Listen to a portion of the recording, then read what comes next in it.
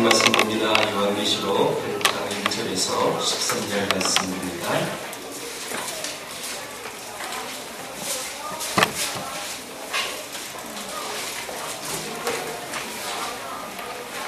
요한계시록 8장 1절부터 13절까지 말씀을 한 절씩 교독하겠습니다. 일곱째 인을 떼실 때 하늘이 반 시간쯤 고요하더니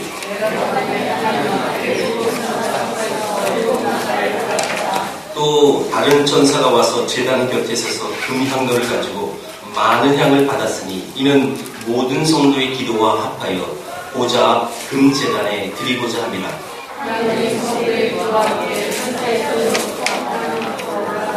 천사가 향로를 가지고 제단에 불을 담아다가 땅의 소돔에 우레와 음성과 번개와 지진이 나더라. 첫째 천사가 나팔을 부니 피 섞인 우박과 불이 나와서 땅에 쏟아지매 땅의 3분의 1이 타버리고 수목의 3분의 1도 타버리고 각종 푸른 풀도 타버렸더라.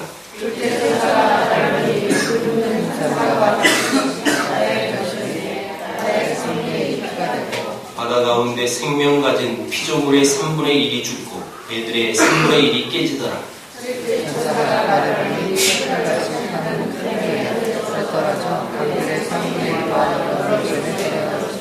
이별 이름은 쓴숲이라 물의 3분의 1이 쓴숲이 되매 그 물이 쓴물이 되므로 많은 사람이 죽더라. 천사가 나팔을 부니 3분의 1과 3분의 1과 별의 3분의 1이 타격을 받아 그 3분의 1이 어두워지니 난 3분의 1을 그 주인이 없고 방으로 돌아가더라. 같이 있습니다.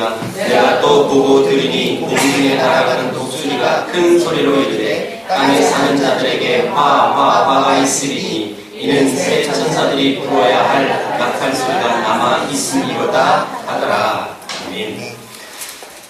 오늘 이 말씀, 특별히 요한계시록이 계속 지금 제한 시리즈 가운데 있다는 사실을 여러분 기억을 하셔야 하는데 지난 시간부터 계속 이어지는 내용들이에요. 특별히 가운데 내용들이 재앙에 관련된 내용이다. 특별히 재앙은 세 가지인데 인재앙이 있고 나팔재앙이 있고 대접재앙이 있습니다. 자, 여러분 인재앙은 끝난 거예요. 이제 나팔재앙이 오늘 시작되는데 자, 그런데 나팔 사이의 중간에 여러분 그 재앙과 상관없는 내용들이 막간을 통해서 다른 내용이 들어갔잖아요. 그래서 지난주에는 특별히 그 하늘에 있는 어린 양 보좌를 향하여 찬양하는 14만 4천 명의 이야기가 나왔고, 그리고 나팔과 대접 사이에도 사실 내용이 이제 많이 막간의 내용이 나옵니다. 자, 그러면서 이제 막간이 끝나고 나팔 재앙이 시작하는데, 자, 인 재앙을 다시 한번 우리가 살펴본다면 첫 번째 인이 뗄 때는요 흰 말 탄자가 나타났어요. 자, 흰 말 탄자는 예수님을 얘기했다고 상징한다고 얘기했고, 자, 두 번째 인을 뗄 때 붉은 말이 나타나서 여러분 전쟁을 선포합니다. 자, 여러분 그래서 세 번째 인을 뗄 때는 검은 말 탄자가 나타나서 기근을 선포합니다. 예, 그리고 네 번째 인을 뗄 때는 청황색 말, 전염병, 질병을 뜻하는데 이 모든 과정이 그 피해의 그 데미지 맞는 그 범위를 하나님이 미리 말씀하셨어요. 모든 것을 다 전쟁, 모든 것을 다 질병에 걸려요. 이런 것이 아니라 특별히 이 인의 내용은 4분의 1만 허락을 하셨어요. 4분의 1. 네, 여러분 이것이 굉장히 중요한 의미인데요. 자, 다섯 번째 인은 이제 순교자의 영혼들의 이야기가 나오고, 여섯 번째 인은 하늘의 천체 변화가 이어지는 이야기가 나왔고, 자, 일곱째 인을 떼면서 시작이 되는 게 나팔 재앙이에요. 이 재앙의 특징이 일곱 재앙이 다 일곱인, 일곱 나팔, 일곱 대접인데 그 마지막 앞에 재앙 일곱 번째가 떼어지면서 그 다음 재앙이 시작이 되는 거예요. 일곱이 떼어지면서 인을 떼면서 나팔 재앙이 곧바로 시작이 된다는 거죠. 자, 근데 다시 한번 얘기해요. 이거는 4분의 1의 피해를 입었다라는 것이고, 자, 오늘 이제 본문에 나온 나팔 재앙이 시작이 되는데, 이 나팔 재앙, 첫 번째 나팔을 불 때 피 섞인 우박과 불이 땅에 떨어져 쏟아져 가지고 땅 3분의 1과 수목 3분의 1이 타버립니다. 이것이 첫 번째 나팔 분 다음에 내려졌던 재앙이고, 두 번째 나팔을 불 때에 바다 3분의 1이 피로 변해서 그 피조물이 3분의 1이 죽고, 그리고 배들도 3분의 1이 깨집니다. 이게 두 번째예요. 세 번째 나팔은 타는 큰 횃불 같은 별이 떨어졌어요.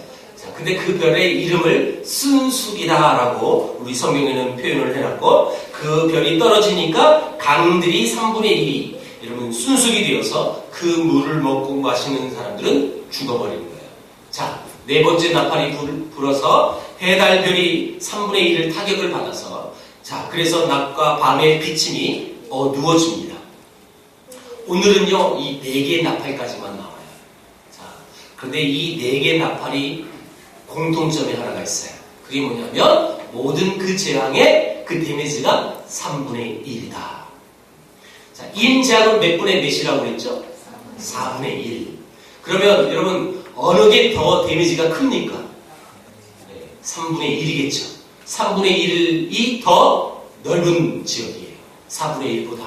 이 말은 인재앙보다 나팔재앙이 훨씬 그 강도가 크다라는 뜻이에요.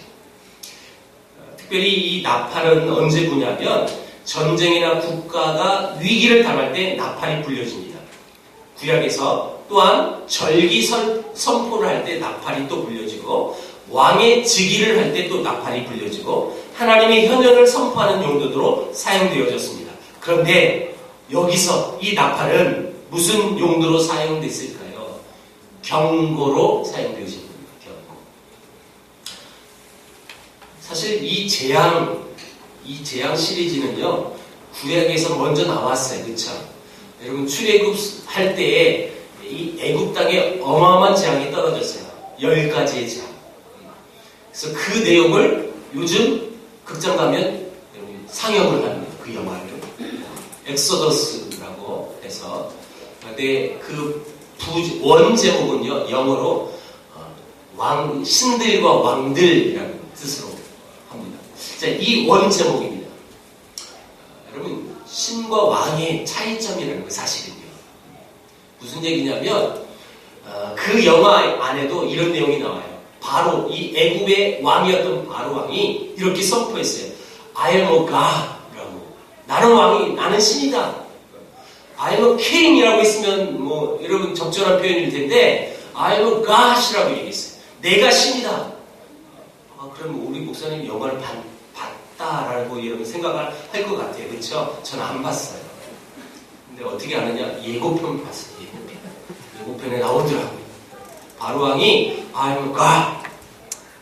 저는 그 예고편 딱 보면서 이 영화의 핵심이고 포인트를 여기에 뒀구나.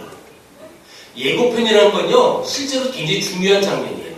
그 줄거리를 약간 관객들에게 소개해줘서 이 영화를 보고 싶게끔 만드는 게 예고편의 취지거든요.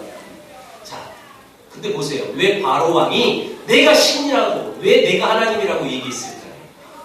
그게 이 주제예요. 바로 왕이었던 그 인간이 내가 신이라고 외쳤다. 그 신의 상을 보십시오. 왕만 신이었습니까? 아닙니다. 오만 잡다한 모든 잡신들이 많았어요. 그 가정 속에서 이 하나님의 선택된 하나님의 백성들을 이제 기한이 돼서 출애굽시켜 가나안 땅에 보내는 것이 하나님의 계획이었고, 또 그렇게 이미 수백 년 전에 약속을 하셨습니다. 그래서 하나님은 그 일들을 이루기 위하여 모세라는 사람을 택하였고, 그리고 그를 지도자로 삼아서 출애굽시키는 모든 과정 속에서 이 바로 왕이었던 이 사람은 그들을 안 보내려고 합니다. 안 보내니까 여러분 재앙이 계속 임하는 거예요. 10가지 재앙. 실질적으로 여러분 그 10가지 재앙이 우리의 삶 속에서 이루어진다면 얼마나 힘들었을까요? 여러분 생각해 보세요. 끔찍한 이야기예요. 맨 마지막의 재앙 때문에 결국 바로가 손을 들게 되는데, 자, 마지막 재앙이 뭡니까? 모든 집안에 장자가 죽는 거죠. 짐승까지. 짐승 첫 번째 새끼 다 죽는 거예요. 여러분 생각해봐요. 여러분 만약에 그 재앙이 여기 있으면 지금 여기 없을 사람 많을걸요? 그쵸? 저는 괜찮아요. 저는 막내니까. 이거 지금 장남들은 지금 위험한 거예요. 여러분 절대 그 재앙이 있을 수 없습니다. 불안해하지 마십시오. 무슨 얘기냐? 여러분 이 재앙들이 있었던 이야기가 뭡니까? 왜 이 재앙들이 있을 수밖에 없었습니까? 하나님이 여러분 살아계신 하나님은 오직 한 분이신데 그 하나님을 자기가 하나님이라고 외쳤으니 인간이 이건 하나님 앞에 큰 죄악이죠 사실. 할 수 없이 그 재앙을 통하여 이스라엘 백성들이 가나안 땅으로 하나님이 약속한 땅으로 올 수밖에 없게끔 만든 사건이에요. 자, 여러분 요 10가지의 재앙, 요 의미가 뭐냐면 이 세상 것들은 헛된 것이다. 이 세상이 주장하는 자기들이 교만하여 자기가 하나님이라고 외치는 하나님 외에 모든 신은 하나님이 아닌데 그들을 하나님이라고 불렀으니 하나님 보기엔 어마어마한 사건이죠. 여러분 경고하는 거죠. 오늘 이 4개의 나팔이 불려지면서 이들에게 쏟아졌던 이 재앙의 내용도 사실은 똑같은 거예요. 하나님을 거역하는 세상, 하나님이 없는 사람들에게 하나님이 심판하시겠다는 거죠. 또한 이 4개의 나팔은 철저하게 인간들이 의지하고 있는 그 모든 것들을 다 꺾어서 재앙을 내리시는 모습이에요. 여러분 바로가 그 10가지 재앙이 내릴 때 데미지가 오니까 어떻게 해요? 처음에는 이제 가라고 하죠. 그러나 여러분 이제 나중에 또 번복을 해요. 이유는 성경에 다 나와요. 바로가 원래 나쁜 인간은 아니었어요. 하나님이 그의 마음을 강팍하게 하셨어요. 강팍하게 해서 계속 그 데미지를 입으면서 보내고 싶은데 하나님이 그 마음을 주니까 또 안 보내주는 거예요. 결국 이게 뭐냐는 거예요. 인간들이 의지하고 있는 그 모든 것들을 꺾으면서 하나님은 지금 경고하고 계십니다. 여러분 사실 이런 출애굽기에 일어났던 이런 10가지 재앙들 그리고 오늘 우리 8장에서 봤던 이런 재앙들이 우리가 숨쉬고 있는 이 시대에 일어난다면 얼마나 힘들겠어요. 특별히 여러분 숫자가 기록되어 있으니까 그 재앙이 내렸을 때 3분의 1이 죽는다면 이 안에는 많이 죽을 수 있다는 거죠. 이를테면 이런 재앙이 실제로 일어난다면 우리는 두려울 수밖에 없어요. 그게 자유로운 사람은 아마도 단 한 사람도 없을 거예요. 지난주에도 말씀드렸듯이 미국의 모 여전도사가 한국에 와가지고 12월 1일날 전쟁이 터진다는 전생설을 터뜨렸어요. 여러분 그 말을 그대로 믿은 사람들은 12월 1일날 전쟁이 터지니까 어떻게 하겠습니까? 11월 달에 다 한국을 떠났어요. 실제로 이런 교회 전체가 떠난 교회가 있다니까요. 여러분 없는 얘기가 아니라 실제로 있어요. 왜요? 전쟁 터지면 죽을까봐 그래서 한국을 떠나 있으면 살 수 있습니다. 왜 떠났을까요? 여러분 여러 가지 이유가 있겠지만 저는 이렇게 봅니다. 두려워서 떠난 거예요. 왜요? 전쟁 터지면 여러분 우리 다 알아요. 다 죽을 수밖에 없어요. 북한하고 우리나라가 실제로 화력을 통해서 전쟁이 터지면 거의 다 죽어요. 거의 다. 혹시 전쟁 터지면 여러분 그 기대를 갖지 마십시오. 죽을 각오를 하세요. 그럼 돼요. 그 말은 전쟁이 난다는 뜻입니까? 그건 아니에요, 여러분. 그게 예언한 게 아니에요. 만약에 전쟁이 터지면 그런 마음으로 사실하는 거예요. 피난, 옛날 여러분 1950년도나 피난이 가능했던 시대고 요즘 그게 의미가 없어요. 다 로켓을 쏴서 죽여버리는데 무슨 의미가 있겠어요? 그러다가 피난 가다가 길 밀려서 죽어요. 절대 피난도 가지 마세요. 자, 여러분 이런 위기와 어려움들이 우리 삶 속에서 실제로 일어난다면 우리 인간은 두려울 수밖에 없어요. 이거 어쩔 수가 없는 거예요. 여러분 사실 사실 우리는 세계 유일한 분단 국가에 살고 있는 민족입니다. 근데 여러분, 전 세계 사람들이 우리를 바라보는 시선과 우리가 이 안에서 살아가는 이 잣대는요, 굉장히 달라요. 세상 사람들은 우리 한국을 되게 불안한 나라로 봅니다. 왜냐면 바로 실제로 이 휴전선을 통하여 금방 격전이 일어날 수 있는 충분한 요소를 갖고 있는 나라거든요. 외국에 살고 있는 한국 사람도 이런 위기설이 보면 한국을 굉장히 주시합니다. 곧 전쟁이 뭐 터진다 뭐 일어나면요 정말 불안해요. 근데 정작 한국에 살고 있는 사람들은 불안해하지 않아요.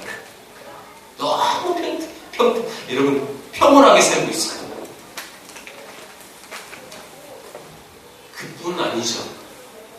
뭐 지금 여러분 미스 메디어를 통하여 굉장히 우리 많은 정보를 접하고 삽니다. 영국의 유명한 과학자들이요, 앞으로 이 지구가 종말할 수 있는 10가지 재앙의 요소를 뽑아왔대요. 근데 이 요소를 제가 여러분들에게 말씀드릴 건데, 여러분들이 늘 들어왔던 이야기입니다. 이런 것들 때문에 지구가 종말이 될 수 있다. 순위를 매겼어요. 첫 번째는요, 제일 종말할 수 있는 요소가 큰 것이 뭐냐면 기후변화예요. 기후변화. 여러분, 우리 잘 알아요. 지금 계속 우리 지구 온도가 올라가고 있다는 거. 그래서 얼음들이 지금 녹고 있다는 거. 그래서 이제 수십 년 지나면 일본은 바다에 잠길 것이라는 거. 그래서 여러분들 마음이 통쾌하다는 거까지도 저는 알고 있어요. 그러길 바라고 기도하지 마세요. 네. 두 번째, 핵전쟁으로 종말이 될 것이다. 예전에는 파키스탄과 인도가 여러분 이 핵전쟁 때문에 위험한 나라라고 봤는데 요즘은 바뀌었어요. 가장 위험한 핵전쟁의 위험 요소를 갖고 있는 나라가 북한이에요. 우리랑 가장 가까운 나라. 그래서 여러분 핵탄두에다가 미사일을 이렇게 장착해가지고 쏴버리면 우리 다 죽어요, 진짜. 하나면 다 죽어요, 여러분들. 저는 그걸 확실히 예언할 수는 있어요.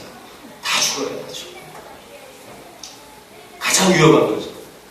세 번째는 테러예요, 테러. 네 번째는 화산 폭발로 종말을 할 수 있다는 거예요. 근데 이 화산 폭발로 지금 여러분 수십 명씩 계속 죽어나가는 사건들이 계속 뉴스에 나오잖아요. 얼마 전엔 일본에서 이런 일이 실제로 벌어졌고, 다섯 번째는 로봇의 반란이랍니다. 2050년 정도가 되면 인간 지능을 갖는 로봇이 발명이 된대요. 우린 영화로 많이 봤어요. 로봇이 인간을 지배하는 세상. 이런 또 저만 받고 있는 표정이. 로봇이 반란을 일으켜서 인간을 다 말살하고 인간을 종으로 삼는 이런 영화 많이 나와 있어요. 실제로 있을 수 있다는 거예요. 여섯 번째는 염색체의 변화로 인하여 노화가 되고 질병이 생겨서 종말을 될 수 있대요. 또한 블랙홀, 또 바이러스 이런 것들. 이런 이 바이러스, 이런 블랙홀, 이런 종말에 올 수 있는 요소들을 가지고 실제로 SF 영화들이 다 만들어지는 거예요. 지금 우리가 살고 있는 이 시대에 이런 영화관을 가보면 이렇게 지구가 멸망당할 수 있다. 그래서 이 지구에서 떠나서 다른 은하계에서 살 수 없을까? 그런 게 지금 영화 지금 상영되고 있다는 거죠. 인터스텔라 뭐 이런 거, 네. 이런 바이러스 뭐 이런 거, 감기로 죽는 거, 이게 다 영화로 나왔다고요. 이런 불안 요소가 실질적으로 우리 현재 영화로 제작이 되는 거예요. 다. 뿐만 아니라 해성의 충돌로 인해서 지구가 멸망당할 수 있으니, 여러분 그래서 아마겟돈 영화 이런 것도 있잖아요. 해성 지구에 오면 우린 다 죽으니 여러분 결사대가 가서 그래서 자폭하고 죽는 거 아니에요, 그렇죠? 그래서 지구가 살았다. 와 박수. 8,000원 돈 내고 우리. 이게 다 영화로 나와 있는 거죠. 왜 이런 것이 영화로 제작이 될까요? 그만큼 인간이 앞으로의 미래를 불안하게 여긴다는 거예요. 그래서 그 위기 속에서 이 지구가 회생할 수 있는 그런 요소를 줘서 희망을 주고 네, 그래서 관객들을 끌어모으는 거예요.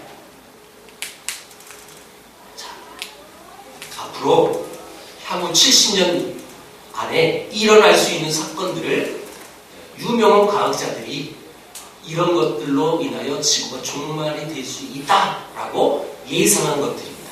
자, 여러분 이 얘기하니까 더 불안해지셨습니까? 저는 여러분들의 마음을 불안하게 만들려고 이 예화를 든 겁니다. 사실 불안하십니까? 내가 언제 죽을지 모르겠네. 나 아직 장가도 못 갔는데 나 이때 죽으면 나 억울한데 이런 마음 있잖아요. 이 마음은요 제가 총각 때 들었던 마음이에요. 그런 거 있죠. 나 아직 결혼 안 했는데 이때 죽으면 난 억울하다. 제가 왜 이 얘기를 할까요? 오늘 본문 내용을 보면 사실 어마어마한 재앙들이 떨어지는 거예요. 우리가 죽을 수도 있는 그런 상황들이 지금 이 본문에 나와 있어요. 자, 그 불안한 마음을 갖고 13절을 보세요. 오늘 본문 13절 다 같이 읽어봅니다. 시작. 내가 또 보고 들으니 공중에 날아가는 독수리가 큰 소리로 이르되 땅에 사는 자들에게 화가 있으리니 이는 새 천사들이 불어야 할 나팔 소리가 남아 있음이로다 하더라. 여러분 화가 있대요. 누구에게? 땅에 사는 자들에게. 자, 여러분 땅에 사는 자들 우리죠, 우리. 근데 지난주에 제가 말씀드렸어요. 땅이라는 개념을 요한계시록에서는 특별히 이렇게 보고 있다라고. 땅이라고 표현한 것은 하나님이 없는 세상을 말합니다. 하나님이 없는 사람들, 하나님을 믿지 않는 세속적인 사람들을 통틀어 이 땅에 사는 자들이라고 지금 요한계시록은 표현하는 거예요. 자, 화 이건 슬픔이라는 감탄사예요. 아 슬프다, 슬프다. 이게 이제 헬라어 원어의 뜻이에요. 그럼 다시 보세요. 지금 공중에 날아가는 독수리가요 땅에 사는 자들에게 이렇게 슬프다. 왜 슬퍼요? 아직 지금 4개의 나팔을 불어서 이렇게 재앙이 내렸는데 아직 3개의 나팔이 붉게 남은 거예요. 아직 끝이 아니라는 거예요. 그뿐이에요. 대집재앙도 와야 되는데. 여러분 이 독수리는 무엇을 의미하냐면 세상을 통찰하는 것, 그런 상징하는 것을 말하고 있어요. 자, 이 세상을 통찰할 수 있는 그 상징하는 이 독수리가 세상을 내다보면서 슬프다. 왜냐하면 이것이 끝이 아니라는 거예요. 맛보기라는 거예요. 맛보기. 자, 여러분 더 심각한 심판이 남은 거죠. 그러면서 이 독수리가 화와 더 남아있다는 경고를 하는 이 장면을 통하여 우리에게 지금 묻고 계십니다. 분명히 여러분 이 재앙이 누구에게 내린다고요? 땅에 사는 자들에게. 자, 이 말은 누구라고요? 하나님 없는 자들에게. 하나님 없는 자들에게 이 재앙이 임할 것을, 이 통찰을 다 할 수 있는 독수리는 다 이미 받고 그것이 슬프다. 아직도 이 재앙이 끝이 안 났는데. 자, 이 말이 우리에게는 이렇게 다가와야 하는 것입니다. 너는 땅에 속한 자냐? 너는 하늘에 속한 자냐? 여러분 이 말의 근거로 그럼 하늘에 속한 자는 이 재앙이 임할 때 여러분 자유할 수 있을까요? 아니면 계속 불안에 떨고 있어야 될까요? 자유할 수 있을 거예요. 자, 오늘 이 본문을 보는 핵심은 이거예요. 여러분. 자, 내가 땅에 속하 있는 여전히 교회를 나오지만 하나님이 내 안에 없는 자에게는요 이런 재앙이 있을 수 있는 거지. 여러분 이 모습을 통찰했던 독수리가 외칩니다. 슬프다. 그 결과를 다 알 수 있으니까. 그렇다면 우리 하나님의 백성들은 여러분 자유할 수 있는 이유는 내가 땅에 속해 있지 않으면 되는 거예요. 하늘에 속한 자가 되기를 주의 이름으로 축복합니다. 하늘에 속해 있으면 이 말씀이 여러분 두려움으로 오지 않아요. 자유할 수 있는 거예요. 전쟁이 터지는 그 소문이 나 터져도 우리는 자유할 수가 있어요. 그 어려움이 와도 하늘에 소망을 둔 자기. 자, 그렇다면 이 세상을 여러분 성도들은 어떻게 살아갈 수 있을까요? 하나님을 의지하면 되는 거예요, 한마디로. 그런데 오늘 본문엔 이렇게 표현을 했어요. 1절 봅니다. 다시 1절 2절을 봅니다. 1절 2절 시작. 일곱째 인을 떼실 때에 하늘이 반시간쯤 고요하더니 내가 보매 하나님 앞에 일곱 천사가 서 있어 일곱 나팔을 받았더라. 자, 여러분 일곱 나팔을 받았어요. 자, 그리고 우리는 뒤에 내용을 봤단 말이에요. 자, 일곱 천사가 일곱 나팔을 받고 하나 나팔을 불 때마다 어마어마한 재앙들이 떨어지게 되어 있어요. 그리고 오늘 본문은 4개의 나팔이 불어서 4개의 재앙이 떨어지는 거예요. 그런데 일곱째 인을 떼는데 인은 안 떨어지고 반시간쯤 고요했다라고 성경이 표현합니다. 자, 여러분 이 창조 때부터 하나님을 찬양했던 생물들과 또 장로들과 천사들이 여러분 요 반시간만큼은 침묵하고 있다는 사실을 우리는 발견합니다. 여러분 여기서 반시간이라는 것은 구약의 성전 제사, 아침 제사를 드릴 때 향을 태우는 시간이 반시간쯤이었어요. 그 시간만큼 하늘이 지금 침묵하고 있다는 거예요. 여러분 이 침묵의 의미가 무엇일까요? 마치 이 장면은 폭풍 전야 같은 장면이에요. 내일이면 어마어마한 폭풍이 닥칠 건데 여러분 당장 폭풍이 오기 전 그 전날은 고요하죠. 그러면 이 모습은 이제 어마어마한 일들을 당할 것이다 라는 암묵적인 표현일까요? 아니요. 그런 단순한 내용이 아닙니다. 그 뒤에 나오는 말씀을 보면 이 침묵의 의미를 우리가 알 수 있어요. 자, 그래서 3절, 4절, 5절을 같이 읽습니다. 3, 4, 5절을 시작. 또 다른 천사가 와서 제단 곁에 서서 금향료를 가지고 많은 양을 받았으니 이는 모든 성도의 기도와 합하여 보좌 앞 금제단에 드리고자 하리라. 당연히 성도의 기도와 함께 천사의 손으로부터 하나님으로 앞으로 올라가는지라. 천사가 향로를 가지고 제단에 불을 담아다가 땅에 쏟음에 우레와 음성과 번개와 지진이 나더라. 지금 천사들도 24장로들도 모든 피조물들도 여러분 지금 침묵한 것은 성도의 기도가 하나님께 들려주기 위한 것이다 라고 지금 성경을 표현을 해놨습니다. 자, 물론 하나님은 찬양의 소리가 시끄러워서 기도 소리가 안 들린다 라고 하시는 분은 아니죠. 찬양의 소리가 있어도 그 기도를 들을 수 있어요. 근데 왜 성경이 이렇게 표현했을까요? 그것은 반시간쯤 이 침묵은 하나님께서 우리 성도의 기도에 대해서 얼마나 관심을 갖고 얼마나 집중을 하고 계시느냐 라는 이 모습을 우리에게 지금 표현하고 있는 것입니다. 뿐만 아니라 3절을 보면 제단 곁에 천사가 금향로를 갖고 많은 양을 지금 받았는데 이것이 성도의 기도와 합해서 보좌 앞에 드렸대요. 4절 보니까 그렇게 하나님 앞에 성도의 기도가 올라가자 5절에 드디어 천사가 향로에다가 제단의 불을 담아다가 땅에 쏟았어요.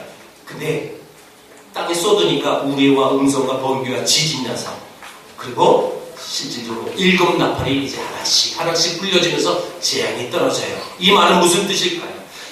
성도들의 기도가 담겨져 있었는데 거기에 불을 담아 쏟았다는 것은 나팔이 지금 성도의 기도에 응답이라는 것도 우리가 알아야 한다는 뜻이에요.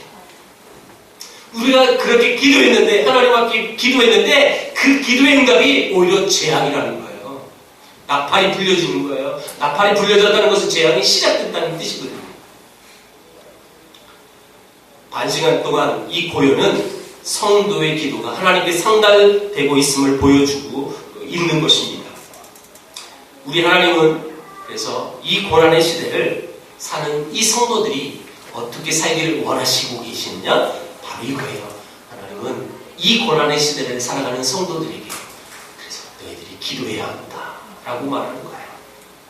하나님은 지금도 이 땅의 모든 성도들의 기도에 귀를 기울이고 계십니다. 그러면 우리 기도는 무의미한 말, 그 나열을 하는 말이 아닙니다. 그냥 주문처럼 그냥 샤머니즘처럼 어떤 지극 정성으로 드리는 그런 기도가 아니라 그것은 기도라는 것은 살아계신 하나님께 드리는 생생한 언어입니다. 지금 향연과 함께 하늘 보좌에 상달되고 있는 실시간으로 드려지는 것이라는 이 사실을 우리는 기억을 해야 하는 것입니다. 그렇다면 이 8장을 통하여 하나님이 우리에게 무슨 말씀을 하시고자 하시는 건가? 바로 이겁니다. 고난의 시대를 살면서 하나님께서는 여전히 내 고난을 보시고도 응답하지 않는 하나님이라고 낙심하거나 불평하거나 이러면 불만으로 살아가지 말고, 그럼에도 불구하고 계속 하나님만 신뢰하고 하나님 앞에 기도하며 삶을 살아가라 라는 내용으로 우리에게 오늘 이 8장을 말씀하고 계시는 겁니다. 여러분, 어렵고 힘들고 지치고 넘어질 때 우리가 할 수 있는 유일한 방법은 기도라는 방법밖에 없습니다. 기도하면서 하나님만 바라볼 때, 그 하나님만 신뢰할 때 우리는 거기서 힘을 얻을 수가 있거든요. 영국에 유명한 고든이라는 장군이 있었습니다. 이 장군은 아침 시간에 그의 막사 밖에는 늘 하얀 손수건을 걸어놨대요. 1시간 정도. 그 의미는 뭐냐면 하얀 손수건이 걸어진 그 시간은 이 장군이 하나님 앞에 기도하는 시간이었어요. 아무리 급한 전쟁이 위급한 그런 모든 상황도 그 기도하는 손수건이 걸려진 그 시간에는 보고를 할 수가 없었어요. 그렇게 아름답게 늘 하나님만 바라보고 하나님 앞에 기도했던 이 장군이 나중에 죽고 그 묘비에는 이렇게 기록이 되어 있답니다. 강함을 약한 자에게, 물질을 가난한 이들에게, 또한 연민을 고통받는 자들에게, 그리고 온 마음을 하나님께 바친 장군 여기 잠들다라고 기록되어 있답니다. 참 욕심나는 묘비명이 같습니다. 여러분들은 어떤 묘비명을 남기고 가시겠습니까? 어떤 연예인은 그러더라고요. 코미디언인데 남들 웃기다 죽다 이렇게 묘비명이 기록되고 싶다는 연예인도 봤는데, 여러분들은 어떤 묘비명이 여러분들 묘비에 기록되기를 원하십니까? 혹시 난 영원히 살 건데 그런 거 걱정 안 합니다. 이런 분도 계십니까? 여러분, 우리가 어떤 삶을 살아갔느냐에 따라서 우리의 삶이 평가가 되게 돼 있죠. 여러분들이 장례식 때 어떤 메시지가 선포되어지길 원하십니까? 할 말 없어서 아무것도 그냥 형식적인 멘트를 하는 그런 멘트를 듣기를 원하십니까? 아니면 전심으로 정말 저 깊은 곳에서 우러나는 마음에 이분은 너무너무 하나님 앞에 기도하며 오직 하나님만 신뢰하고 살아갔다고 이런 말씀을 듣고 싶으십니까? 물론 그 말을 듣기 위해서 그런 삶을 사는 것은 아니죠. 그가 그렇게 살아갔다는 거죠. 여러분 꼭 기억하십시오. 우리는 기도를 떠나서 살 수 없는 존재인 것입니다. 기도하는 성도는 그래서 쉽게 절망하지도 않고 낙심하지도 않고 불평하지도 않습니다. 왜요? 내 마음이 불편할 때 하나님 앞에 기도할 수 있습니다. 넉넉히 이겨내는 거죠. 여러분 다 내 맘 같습니까? 여러분 올바른 관계를 갖고 올바른 여러분 그 성품을 갖고 많은 사람들에게 그 영향을 끼칠 수 있는 유일한 방법. 인간은 어쩔 수가 없어요. 내 마음이 불편할 수도 있거든요. 근데 그 모든 그 아픔을 사람에게 쏟는 것이 아니라 하나님 앞에 쏟을 수가 있습니다. 그래서 기도의 사람은 넉넉해지는 거예요. 하나님 앞에 올 수 있습니다. 사람 앞에서 그 아픔, 억울함을 드러내지 않습니다. 이게 진짜 성도 아니겠습니까? 여러분 쉽게 분노하고 내 뜻대로 안 된다고 늘 화를 내고 절망하는 그런 삶을 살면 안 되는데, 왜냐하면 우리의 기도는 항상 응답이 되기 때문에 그렇습니다. 그래서 절망하지 않아요. 그래서 우리 모든 성도는 기도로부터 출발하는 겁니다. 그리고 기도로 끝내는 것이거든요. 여러분들도 마찬가지예요. 교회 와서 처음 하는 것이 기도잖아요. 어디 가서 처음 하는 게 기도잖아요. 네. 여러분 그 시작점이에요. 그게 무슨 뜻일까요? 난 성도예요. 난 교인이에요. 난 드러내려고. 난 교인이니까 내가 어쩔 수 없이 무릎 꿇고 두 손 모아 눈 감고 하는 거예요. 그것이 아니라 모든 것은 주님부터 시작합니다. 고백이죠. 고백. 기도라는 것은 피조물로서 창조주 앞에 나가는 것입니다. 창조주처럼 우리는 완전하고 완벽할 수 있는 존재는 아니거든요. 오히려 그런 마음을 갖고 산다는 것은 교만한 것입니다. 어찌 우리가 창조주 하나님과 동등할 수 있습니까? 없죠. 그냥 가식 없이 있는 그대로 나가는 게 그게 기도라는 거예요. 또한 기도는 죄인으로서 거룩하신 하나님 앞에 나가는 것입니다. 여러분, 죄인이니까 나갈 수 있는 거죠. 죄가 없는데 이러면 무음한데 어찌 하나님 앞에 나갈 필요가 있겠어요? 늘 우리는 죄인이에요. 하나님 앞에 나갈 수 있는 거죠. 또한 기도는 아들로서 한 아버지 앞에 나가는 게 기도라는 거예요.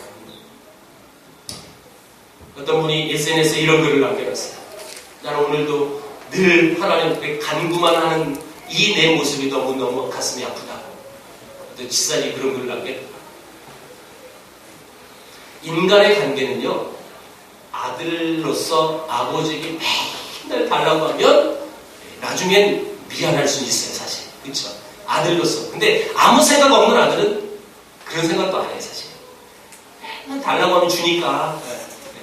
아무 생각 없는 아들은 이런 철부지 없는 이런 아들은 그런데 좀 생각이 있는 아들은요, 늘 달라기가 미안한 거예요. 이제 나도 컸는데, 나도 신앙의 연주가 꽤 됐는데, 늘 달라고 하니까 아버지한테 미안해서 그 말을 못 꺼낼 수 있어요. 그런데 우리가 믿는 하나님 아버지는 그런 분이 아니시간 늘 달라고 해도 상관없어요. 늘 주님 앞에 간구하고 하나님 또 내 길을 들어달라고 그 간절한 마음으로 나가도 상관이 없다는 거예요. 왜요? 그 하나님 아버지는 여전히 우리의 그 기도를 들으시고 늘 선한 것으로 주기를 원하시는 아버지 하나님이기 때문에 가능한 거죠. 인간의 아버지와 아들 관계는 그럴 수 있지만 우리가 믿는 하나님의 관계는 그런 관계가 전혀 아니라는 거예요. 여전히 주님 앞에 나가서 여전히 하나님 또 죄짓고 안 돼요. 하나님 용서해 주세요. 그럼 여전히 우리를 또 용서하시고 또 여러분들의 그 기도를 그 간구를 또 들으셔서 가장 적절한 시기 가장 좋은 방법으로 하나님은 응답을 해주신다는 거예요. 그러기에 우리는 그런 마음으로 주님 앞에 나갈 수 있는 거예요.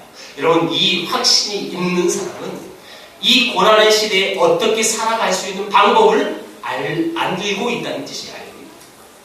자, 그러면 말씀을 정리하면서 이 고난이, 이 재앙이 또 이 지구가 종말되어질 수 있는 많은 요소가 우리에게 있어요.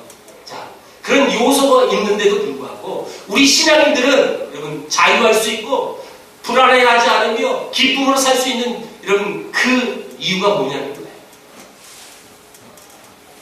하나님 앞에 기도할 수 있는 놀라운 특권이 있는 사람이에요. 우리는 분명히 땅에 속한 자가 아닌 하늘에 속한 하나님의 백성이라는 사실을 알고 있기 때문에 불안에 떨 필요가 없다는 거예요. 사업이 안 됩니까? 자녀의 문제로 고민하십니까? 무슨 어떤 이유로 여러분들 정말 우리는 불안할 수 있는 요소들이 너무너무 많아요. 내 거가 석자인데 무슨 지구 종말까지 고민합니까? 이런 분들이 계실 거예요. 그렇죠? 네. 그럼 다 같이 죽으니까 그렇죠? 억울하지도 않지. 많은 나의 삶을 불안하게 하고 만드는 많은 것들이 실제 있단 말이에요. 왜 자꾸 빚만 늘어갈까? 왜 빚은 갚지 못하고 계속 빚만 늘어갈까? 왜 내 삶은 왜 이렇게 부유하지 않지? 난 여전히 하나님을 믿고 여전히 하나님 앞에 기도하고 여전히 신실하게 하나님을 섬기려고 노력을 하는데 왜 내 삶은 변화가 없을까? 이런 두려움, 이런 불안 있잖아요, 사실. 그럼에도 불구하고 이 고난의 시대에 살아가는 우리 성도들이 살 수 있는 방법은 하나님 앞에 기도할 수 있기 때문에 불안하지 않을 수 있다는 거예요. 하나님이 우리의 기도를 들으시고 응답하신 하나님이라는 사실을 알고 있기 때문에 확신하고 있기 때문에 여러분 우리는 불안하지 않습니다. 어떤 불안 요소가 올지라도 지금 이 나팔 재앙이 4개의 나팔을 불어서 엄청난 3분의 1이 엄청난 피해를 봤어요. 자, 혹여 내 삶 속에 이런 재앙이 있을지라도 여러분 하나님의 백성들은 자신에게 살 수 있는가요? 불안에 떨지 않고 두려워서 떨지 않고 전쟁이 터져도 두려워하지 않은 마음이 있을 수 있는 거예요. 왜요? 우리는 하늘에 서 있겠으니까. 하늘에 소망을 두고 사는 사람들이니까. 오늘 우리에게 주신 이 메시지가 그런 뜻입니다. 세월이 가면 갈수록 우리 인간의 몸이라는 것은 계속 여러분 나빠지게 돼 있어요. 그렇죠? 더 좋아지지 않습니다. 계속 나빠지게 돼 있어요. 애기들 빼고요. 지금 여러분들은 계속 나빠지고 있는 분들이에요. 왜냐하면 20세가 되면 거기서부터 이 인간의 몸은 노쇠화가 된답니다. 지금 여기 보니까 상준이 빼고 다 거의 다 20세 다 됐잖아요. 여러분들 지금 계속 늙고 있는 거예요. 지금. 계속 우리 몸은요 나빠지고 있어요. 계속 지금 우리는 노쇠가 되고 있어요. 자, 그런데 우리의 마음은 영원히 살 것 같은 마음을 갖고 살고 있지 않습니까? 영원히 이 땅에서 갖고 누리고 있는 그 모든 것 영원히 들고 살 것 같처럼 그러면서 살지 않아요? 여러분 그 마음이 아닌 나의 영이 하나님 나라에 영원히 살 수 있는 것을 기대하고 소망을 두고 사십시오. 그러면 두렵지 않습니다. 내 삶이 좀 피폐할지라도 어려울지라도 여러분 두렵고 떨지 않을 수 있어요. 우리 영이 영원한 하나님 나라에서 영원히 구할 수 있는 하늘에 속한 하나님의 백성이기 때문에 자신이 있다는 거예요. 여러분 세상 모든 사람들이 다 불안하고 그렇게 두렵게 떨고 있을 때 여러분 당당하게 서십시오. 난 하나님의 자녀야. 나는 그 하나님 앞에 난 기도할 수 있는 특권이 있는 사람이야. 라고 선포하시고 또한 그런 삶을 사시는 저와 여러분 되길 주의 이름으로 축복합니다. 기도합니다. 하나님 아버지 감사